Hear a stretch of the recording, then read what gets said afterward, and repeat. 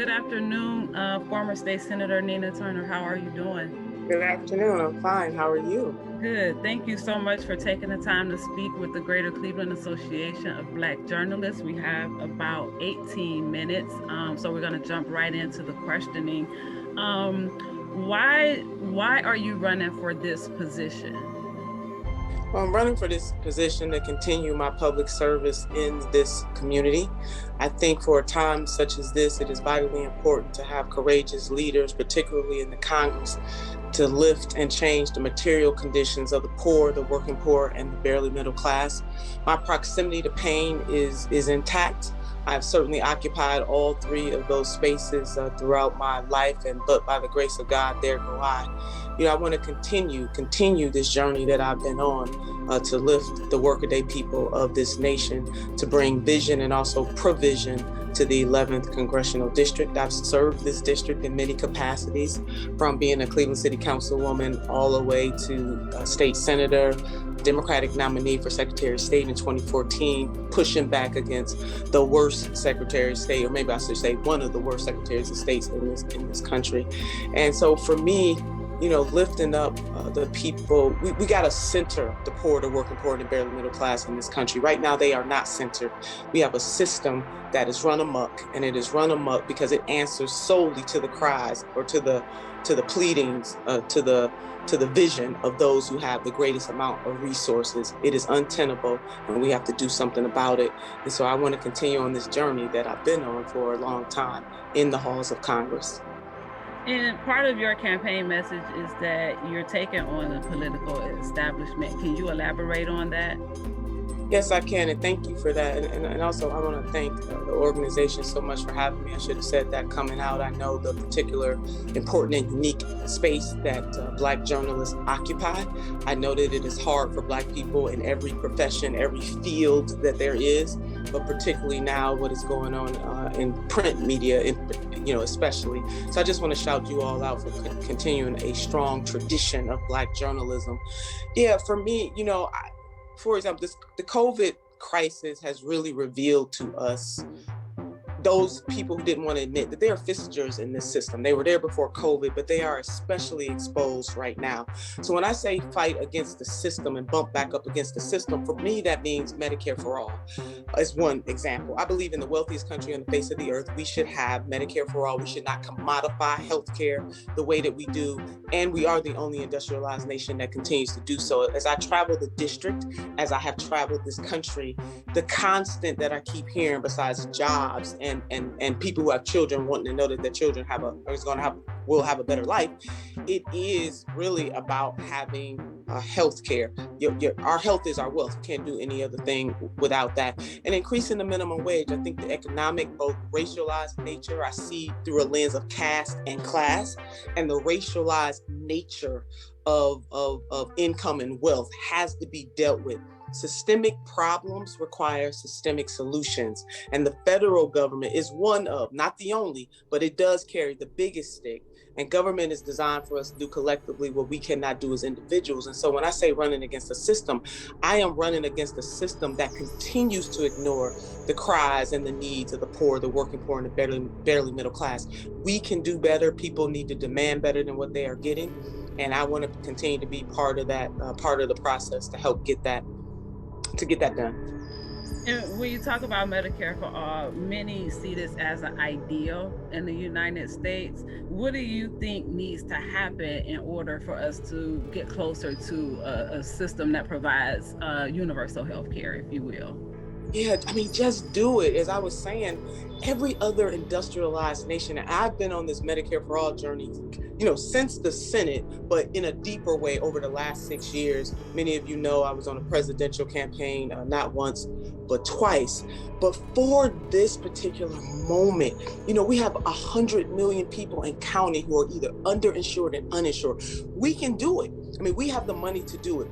All we have to do is tax the ultra wealthy in this country. We will have money in the pot to be able to have Medicare for all. When Medicare as it exists right now, was conceptualized, it really was supposed to be Medicare for all, but bad politics got in the way, and so it became what it is now. If we could do that, then we can expand the system that we have now to an elder. You will find very few elders who will say to you, even with some of the challenges, because there will always be a challenge in a system of that magnitude, but you will find very few elders who will say, do away with my Medicare. It is a system that works, and all means all, because we need everybody to have skin in the game. By way of example, Medicaid. Medicaid is a mark. You know, I was on Medicaid at a time in my life, but people who are on Medicaid, it indicates poverty. If we do a Medicare for all system, it's everybody, no more deductibles, premiums, and copays. So what I am saying is that where there is a will, there is a way. And Medicare for all is not only the morally right thing to do, it's the economically right thing to do. There are many economists and think tanks who have been very clear that Medicare for all will save money over time. It will help businesses, and we really have to help small businesses who are suffering, and especially in a pandemic. How can we look at the suffering of people and say that Medicare for all is not something that we can have? We can have it, we can afford it, we will have better health outcomes, the racialized nature. I mean, I'm talking fast because I know you want to get to another question, but there's a racialized dynamic to this too. Black women still die at higher birth rates, Black babies still die, Black mothers still die at higher maternal death rates. Our babies die at higher rates when they're born. Even in some places in the 11th congressional district, there are places where you live in one place, you lose like 27 years on your life just because you were born there. Medicare for all will go a long way to help level the playing field when it comes to access to healthcare. No more deductibles, no more premiums, and no more copays. And lastly on this point, I'm sure you all can tell how passionate I am about this, and primarily because my mother died at 42 years old, a very, very young age, and the stressors that were put on her. And I see it through the lens of all people who are suffering. But I will tell you this, people will be more mobile too. I mean, in terms of portability for employment, they can dream bigger dreams. They don't have to be tied to a job that they may not like. They can become entrepreneurs. So in my estimation, not just my estimation, also the estimation of economists, Medicare for all would save this country so much money. And on the moral side, it would save many lives. We can do it.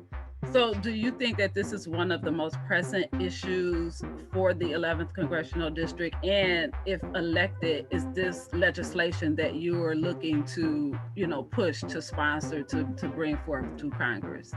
I am, and there are many, and I won't be the only one. I've been on the journey for Medicare for all side by side with Senator Bernie Sanders, but there are others. Really, the nurses are the ones, and I just got to shout out the National Nurses United. The nurses are the ones who've really been in the vineyard pushing this issue that we need Medicare for all. And what better group to tell us that we need this than the nurses? So yes, I will be there right by the side of the Progressive Caucus and other members of the Congress. Even Congresswoman Marcia Fudge signed on as a co-sponsor to Medicare for all. So yes, I will be right there. And the nurses, as a matter of fact, endorsed my candidacy as well. Former Senator Turner, many believe that the statement that you made, during current President Joe Biden campaign presents a problem, makes you appear as divisive. What do you think that if elected can be done to maybe mend the relationship if necessary? And how do you think people in the 11th Congressional District who support President Biden would respond to you as a candidate in light of that? Yeah, the citizens of the 11th Congressional District can support me and have supported me. Half of my Senate district was in the 11th Congressional District. My comments were about a system, not about the two individuals at the time. It's about the system that oppresses the poor, the working poor, and the barely middle class. And you know what? I really do. I wish people were more offended about the fact that Ms. Johnson can't afford her prescription drugs, or Mr. Jones is too afraid to go to the hospital, or our children don't have the internet connectivity that they need in the face of a pandemic to learn, than they are about some colorful words that I may have used to describe neoliberalism and neo-fascism. When it comes to President Biden, I am sure that there are many, many, many things that we are going to be able to agree on and work with.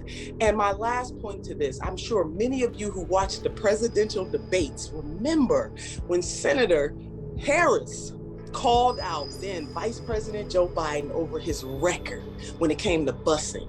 And she pretty much called him a racist during that debate. You guys can go back and roll the tape if you don't remember that.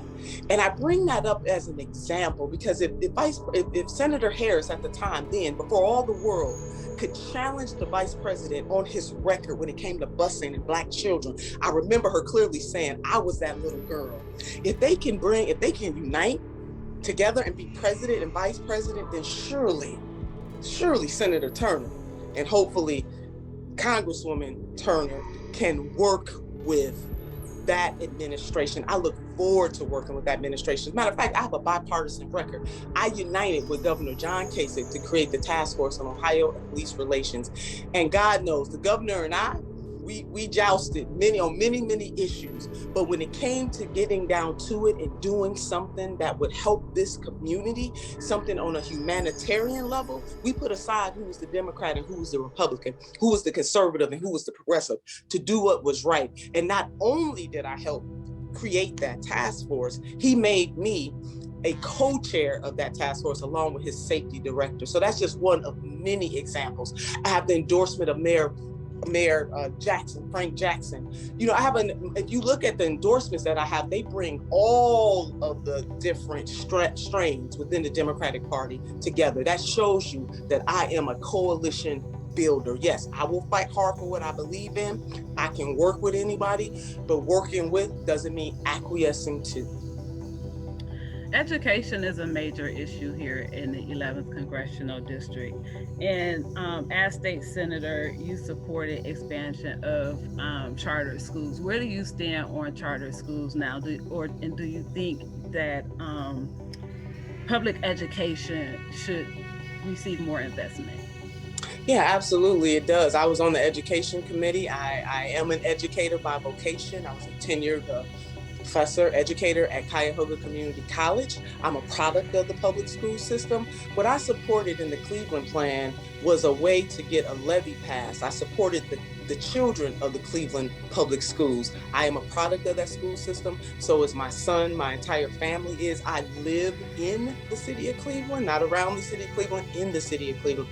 And we had not had a levy in 15 years. What I supported was the opportunity to get the voters of the city of Cleveland to vote for a levy that not only would support our children, but also support our teachers. I think what many folks don't remember about that moment is that Cleveland was one of the worst school districts in the state. And as a matter of fact, was on the verge of being taken over. It was going to be taken over by the state. And the mayor had a vision. He wanted to ensure that it was not taken over by the state. And so he came up with a plan and he asked some of the Cleveland legislators to help him with that plan. That bill started off one way, it ended in another way. And thank goodness that by the end of the process, we had the Cleveland Teachers Union standing in the red room side by side with Mayor Frank G. Jackson, with Senator Nina Turner and Governor John Kasich. Senator Turner, we have about maybe a little less than 5 more minutes, and I want to get 2 more really important questions in. President Biden just recently presented $1.9 trillion infrastructure bill. What would you do if elected to ensure some of those dollars come into the 11th Congressional District, and what would you think it would be best utilized for? Yeah, I mean, lobby really hard. I mean, we have lots of infrastructure needs. One thing I can think of is drawing out the lakefront, building that out so that it connects communities from the greater Akron area to greater Cleveland area. We have, roads and bridges. We have water lines that need to be repaired. All of those infrastructure needs twofold. One will help us come up to the 21st century when it comes to infrastructure. And the other very important thing is to put people to work in good jobs, good union jobs. That is one of the greatest needs. 50% of the children who live in the 11th Congressional District live in poverty. When you add their families, it goes up to over 60%. And so having those types of jobs, the economic viability of those infrastructure dollars, and then also what those infrastructure dollars can do to build up our region, and all of those things have connectivity to, there's a bubbling, there's a synergy that will happen when those kind of infrastructure dollars are invested in our community. And, it is believed that Democrats take advantage of the Black vote. And your campaign probably has more staff than any other campaign in this race. So the question was asked, how many people do you have on your campaign staff? And how many of those are contracted? How many are Black? And also, how much do you anticipate spending with the Black media? Yeah, thank you for that. I've been in contact with Dr. Ben Chavis. I plan to spend money with Black media. I advocated for spending with the Black media even when I was on a presidential campaign.